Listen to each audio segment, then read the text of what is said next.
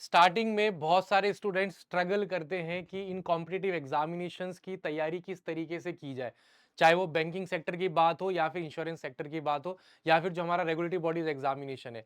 धीरे धीरे with proper guidance उनको चीजें सारी प्लान आउट समझ में आती है कि अच्छा इस तरीके से अप्रोच बनानी है, एक मेथोडोलॉजी डेवलप करनी है to prepare for these examinations.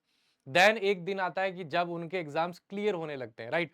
फिर एक ऐसा भी दिन आता है जब एक ही दिन दो नहीं तीन तीन एग्जामिनेशंस में उनको अपीयर होना है। एंड अब हम सभी लोग कंफ्यूज हैं, बहुत सारे स्टूडेंट्स हैं जिनके तीनों एग्जामिनेशंस हैं कि अब कौन सा एग्जाम दिया जाए। तो मैं बात कर रहा हूं आपके तीन एग्जामिनेशन, जैसा आप देख सकते हैं। एनआईएसीएल एओ का प्रीलिम्स, आईबीपीएस क्लैरिकल का मेंस एग्जामिनेशन, एंड ये भी एग्जामिनेशन है जो आपका रेगुलेटरी बॉडीज के अंडर आता है, दैट इज आईएफएससीए ग्रेड है। इसका भी आपका फेज टू पेपर टू होने वाला है। तो बहुत सारे ऐसे स्टूडेंट्स हैं जिनका तीनों एग्जामिनेशन है, मतलब बहुत ज्यादा तो नहीं है, बहुत कम है, बट हाँ इन दोनों एग्जामिनेशन वाले, एनआईसीएल एओ वाले और आईबीपीएस क्लर्क वाले, ये बहुत ज्यादा स्टूडेंट्स हैं। तो इस सेशन में, एक छोटे से सेशन में हम यही चीजें डिस्कस करेंगे कि अब आपका प्लान ऑफ एक्शन, या फिर ऑलरेडी आपने कहीं ना कहीं डिसीजन ले लिया होगा कि यार मुझे इसमें अपीयर होना है या फिर इसको छोड़ देते हैं। कुछ ना कुछ तो कैलकुलेशंस, कुछ ना कुछ आपने होमवर्क जरूर किया होगा कि बेस्ट अपॉर्चुनिटी आपके लिए क्या रहने वाली है। तो उसी में आपकी थोड़ी सी और हेल्प करने के लिए हमने ये सेशन प्लान किया है, ठीक है। तो आगे कंटिन्यू करने से पहले एक बार डिटेल में देख लेते हैं इनका एग्जाम स्ट्रक्चर क्या है, प्री है, मेंस है, फेज वन है, फेज टू है। सारी चीजें एक बार डिटेल में देख लेते हैं, ठीक है। सबसे पहले आपका आईएफएससीए ग्रेड ए का फेज टू होने वाला है, राइट। अब ये आपका पूरा सिलेबस है, जैसे आपका इंग्लिश डिस्क्रिप्टिव हो गया, ऐसे राइटिंग, कॉम्प्रिहेंशन हो गया, ये पेपर वन है। अलग अलग स्ट्रीम के लिए एग्जामिनेशन होता है, दोनों के लिए कॉमन पेपर है। उसके बाद पेपर टू जो है जनरल स्ट्रीम के लिए, आपसे आपसे इनसे रिलेटेड क्वेश्चंस आ रहे हैं, IFSC act, union budget, economical survey. Paper two आपका जो लीगल स्ट्रीम का है उसके लिए अलग स्पेशलाइज सवाल है। तो बेसिकली ये आपका स्ट्रक्चर है। इस एग्जामिनेशन के लिए मैं आपको थोड़ा सा बता दूं, ये एग्जामिनेशन हो गया आपका आरबीआई हो गया, सेबी हो गया, सिडबी हो गया, नाबार्ड हो गया। तो इनके पेपर स्पेशली फेज टू के जो एग्जामिनेशन होते हैं, फेज वन में तो चलो फिर भी क्वांट, इंग्लिश, रीजनिंग, जीए, यही सब आते हैं। पेपर टू जो फेज टू जो होता है उसमें सब्जेक्ट थोड़े अलग होते हैं। तो इनको प्रिपेयर करने वाले स्टूडेंट्स, बहुत रेयर होता है कि वो बाकी के बैंक एग्जामिनेशंस भी देते हो, राइट। तो स्पेशली वो कैंडिडेट्स जिनका ये एग्जामिनेशन है आईएफएससीए पेपर फेज टू का ग्रेड ए का, मुझे लगता है कि आपके पास बहुत कम कंफ्यूजन होगा, बिकॉज बहुत कम ऐसे स्टूडेंट्स हैं जिनका बैंकिंग इंश्योरेंस का भी कोई एग्जामिनेशन होगा, बिकॉज ये थोड़ा सा अलग एग्जामिनेशन हो जाते हैं। तो जिनका ये एग्जामिनेशन है, आपको कुछ सोचना ही नहीं है, यही एग्जामिनेशन में जाना है। बट हाँ, अगर बहुत सारे ऐसे स्टूडेंट्स होते हैं, तैयारी करते हैं, कुछ का पूरा एग्जाम निकलते भी हैं, तो अगर आपका ये तीनों एग्जामिनेशन है, ये मैंने आगे डिस्कस भी किया है, तो डेफिनेटली आपको प्रायोरिटी इसको देनी चाहिए। ग्रेड ए का लेवल है, पर्क्स, सैलरीज, आपका nature of work, duties, responsibilities, promotions, हर एक चीज आपके किसी भी एक बैंक, किसी भी एक इंश्योरेंस सेक्टर की जॉब से बहुत अच्छे हैं। तो इसमें तो कुछ दोहराए है ही नहीं। एंड आप इस एग्जाम की तैयारी कर रहे हो तो डेफिनेटली आपने पेपर फेज टू की भी तैयारी की होगी। तो आप क्लरिकल और एनआईसीएल छोड़ सकते हैं, डेफिनेटली आपको इस एग्जामिनेशन में जाना चाहिए। एक बार डिटेल में हम सिलेबस, ये आपका पैटर्न देख लेते हैं, फिर डिस्कस करते हैं हमारा एक्शन क्या होना चाहिए। देन है आपका एनआईसीएल एओ प्रीलिम्स, राइट। तो जिनके भी कोई से भी दो एग्जामिनेशन है, इसको आपको सबसे लास्ट में रखना है, बिकॉज ये केवल प्री फेज है। फर्स्ट फेज से आप क्लियर करेंगे, फिर आप मेंस में जाएंगे, फिर आप इंटरव्यू भी देंगे, यहाँ पे इंटरव्यू भी होगा, एओ की पोस्ट है, राइट। तो वही प्री है, तो वही क्वांट, इंग्लिश, रीजनिंग है, 30, 35, 35 टोटल 1 घंटे का पेपर है। Then IBPS clerical mains, right. तो जिनका आईबीपीएस क्लैरिकल और एनआईसीएल एओ दोनों एग्जामिनेशन है, आपको प्रायोरिटी इसको देनी है, राइट। अगर आपका वो दोनों एग्जामिनेशन है, आईबीपीएस क्लर्क मेंस और एनआईए सीएल, तो जाहिर सी बात है आपको इसको प्रायोरिटी देनी है। रीजन क्या है? रीजन डेफिनेटली यार, ये आपका सेकंड फेज है ना, क्लरिकल जॉब है, इसके बाद इंटरव्यू तो है नहीं, इसके बाद सीधे नौकरी है। वहां पे आप एनआईएसीएल एओ, वैकेंसीज भी इसके कंपैरिजन में तो कम है। प्री दोगे, फिर मेंस दोगे, फिर इंटरव्यू दोगे, उसके बाद आपका फाइनल सिलेक्शन, फाइनल नौकरी मिलेगी। यहाँ पे तो ऐसा कुछ नहीं है, एक ही स्टेप दूर है नौकरी से।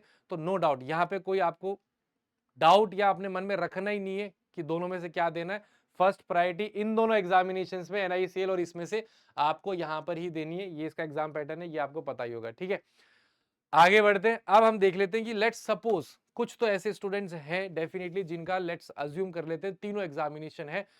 तो मैंने जैसा इस सेशन की स्टार्टिंग में बताया था, आपको आईएफएससी का ही एग्जामिनेशन देने जाना है, बिकॉज वो फार बेटर है किसी भी एस्पेक्ट में from both these post, NICL AO and IBPS clerical, right. तो आपको यहां पर ही जाना है। लेकिन अगर हम बात करें कि बाद में अगर कोई से भी दो एग्जामिनेशन मान लो, कॉम्बिनेशन मान लो, कुछ भी मान सकते हैं, आईएफएससी है और क्लरिकल मेंस है, आईएफएससी और एनआईसीएल एओ है, या फिर NICL AO and IBPS clerk के कॉम्बिनेशन आप समझ सकते हैं।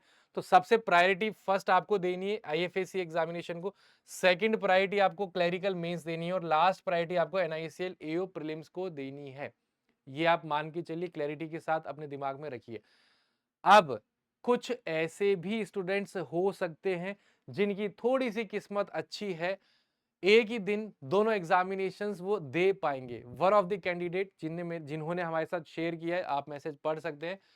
तो इनका देखेंगे तो मॉर्निंग 8 AM में स्लॉट भी देखिए, फर्स्ट स्लॉट में ही इनका एग्जामिनेशन हो गया। मतलब इसका आईबीपीएस क्लर्क मेंस का एक ही स्लॉट, शायद दो शिफ्ट भी हो सकती है, डेटा अभी स्टूडेंट्स कलेक्ट हम कर रहे हैं। तो इनकी फर्स्ट शिफ्ट में है, ये कंफर्म है। 8 बजे रिपोर्टिंग टाइम है, और इनका एनआईएसीएल एओ जो है शाम की शिफ्ट में पड़ा है। अब देखो यहां पर भी बहुत कुछ हो सकता था, ठीक है। अब इनका सेंटर भी पास पास में ही है, लुधियाना में ही है, तो टेंशन की कोई बात नहीं है, दोनों कवर हो सकते हैं। अब ये भी हो सकता है क्या कि आपके सेम सिटी में आपके एग्जामिनेशन है, बट आपका जो स्लॉट है एग्जाम का वो फिर से कोइंसाइड कर जाए, तो उससे खराब किस्मत आई डोंट थिंक कुछ होगी।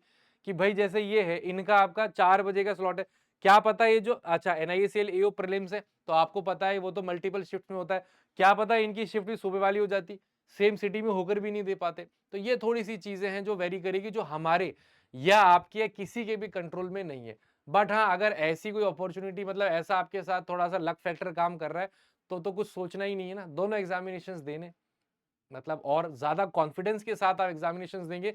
बिकॉज अगर आप कोई एक एग्जाम छोड़ के दूसरा एग्जाम देने जाएंगे, तो कहीं ना कहीं आपके मन में थोड़ा सा रहेगा कि यार क्या पता यहाँ कैसा पेपर होगा, क्या पता उसमें मेरा सिलेक्शन हो जाता, वो इजी आ जाता, या वो पेपर मेरा अच्छा चला जाता। बिकॉज तैयारी तो आपके सारे एग्जामिनेशंस की है ही, तो उस पर ज्यादा ना सोचते हो, ठीक है। जो पॉसिबिलिटीज हैं, जो प्रोबेबिलिटीज हैं, मैक्सिमम फायदे में रखते हुए उसको हम अवेल करेंगे।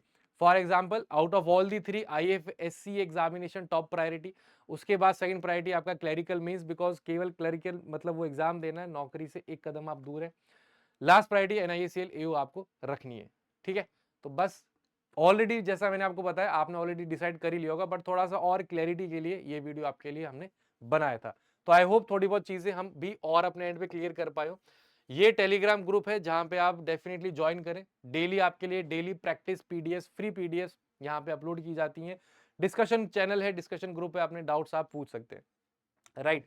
Moving forward, those who are targeting SBI clerical examination this year, right. आने वाले आपके जो 2-3 बड़े एग्जामिनेशन हैं, क्लरिकल में तो लास्ट एग्जामिनेशन ही एसबीआई क्लरिकल, पीयू में भी दोनों ही रहते हैं, एसबीआई एंड आईपीएस पीयू। तो related to SBI clerical, because अपने आप में टॉप की नौकरी है क्लरिकल कैडरे में, तो यहाँ पे भी आप टारगेट कर सकते हैं। कोर्स जस्ट अभी स्टार्ट हुआ है, तो आप उसको एक बार चेकआउट जरूर करें। एग्जाम्स में ये होम पेज है टेक्स्ट बुक का, एग्जाम्स में जाके आप बैंकिंग एग्जामिनेशंस में जाएंगे तो सबसे ऊपर आपको लेफ्ट हैंड साइड पे एसबीआई क्लरिकल, इससे रिलेटेड सारी इंफॉर्मेशन आपको यहाँ पे मिल जाती है।